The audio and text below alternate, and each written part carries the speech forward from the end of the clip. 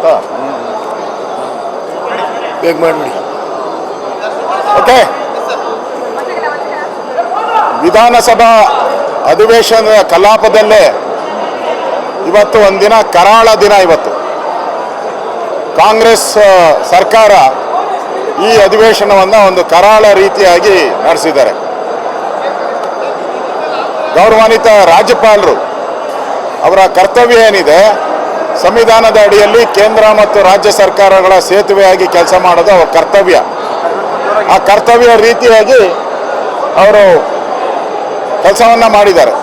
ಆದರೆ ಇವತ್ತು ಗವರ್ನರ್ ಅವರು ಅವರ ಮಾತುಗಳಲ್ಲಿ ಅದನ್ನು ಲೇ ಮಾಡಿ ಧನ್ಯವಾದ ಹೇಳಿ ಹೊರಟಿದ್ದಾರೆ.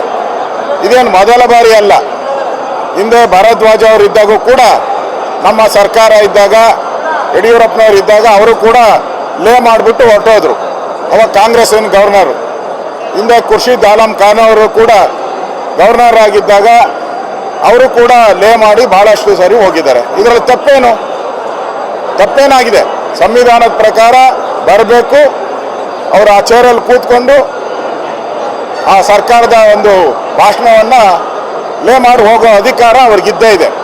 ಆದರೆ ಕಾಂಗ್ರೆಸ್ ಅವರು ಇಡೀ ಸದನವನ್ನು ಗೂಂಡಾಗಿರಿ ಮಾಡಿದ್ದಾರೆ. ಇವತ್ತು ರಾಜ್ಯಪಾಲರ ಮೇಲೆ ತಳ್ಳುವಂಥದ್ದು, ಅವ್ರನ್ನ ಅಟ್ಯಾಕ್ ಮಾಡುವಂಥದ್ದು, ಗೆರಾವು. ಎಚ್ ಕೆ ಪಾಟೀಲ್ ಅಂತ ಹಿರಿಯ ಸದಸ್ಯರು, ಕಾನೂನು ಸಚಿವರು, ಅವರೇ ಎದ್ದು ನಿಂತ್ಕೊಂಡು ಗವರ್ನರ್ಗೆ ಅಡ್ಡಿಪಡಿಸಿರುವಂಥದ್ದು. ಇದೆಲ್ಲ ನೋಡಿ, ನಮ್ಮ ನಿಯಮಾವಳಿ ಪುಸ್ತಕದಲ್ಲಿ, ನಮ್ಮ ನಿಯಮಾವಳಿ ಪುಸ್ತಕ ಪೇಜ್ 13ರಲ್ಲಿ 27ನೇ ಕಲಮಲ್ಲಿ ಸ್ಪಷ್ಟವಾಗಿದೆ.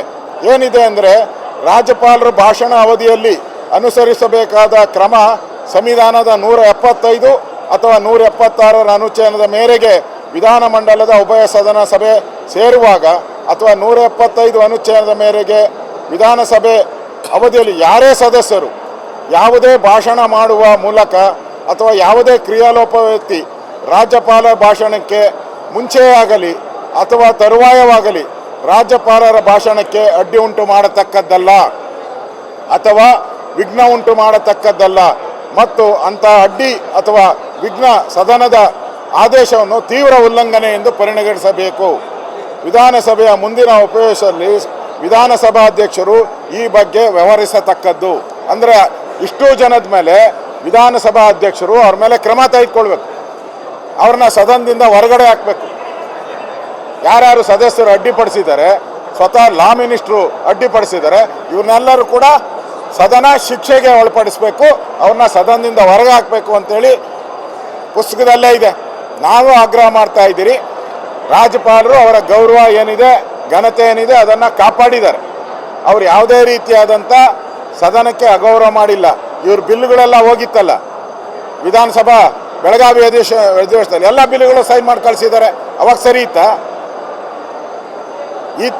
ಈ ರೀತಿ ಗವರ್ನರ್ಗೆ ಒಂದು ಕಾಂಗ್ರೆಸ್ ಆಫೀಸ್ ಮಾಡೋಕ್ಕೆ ಅವರು ಪ್ರಯತ್ನ ಮಾಡ್ತಾ ಇದ್ದಾರೆ. ಅದು ಯಾವುದೇ ಕಾರಣಕ್ಕೂ ಸಾಧ್ಯ ಇಲ್ಲ. ಗವರ್ನರ್ ಅವರು ಸಂವಿಧಾನದತ್ತವಾಗಿ ಕೆಲಸ ಮಾಡಬೇಕು, ಅದನ್ನು ಮಾಡಿದ್ದಾರೆ. ಆದರೆ ಕಾಂಗ್ರೆಸ್ ಅವರು ಅದರ ದುರುಪಯೋಗ ಮಾಡಿಕೊಂಡು ಇವತ್ತು ರಾಜ್ಯಪಾಲರಿಗೆ ಅಗೌರವ ಮಾಡಿದ್ದಾರೆ.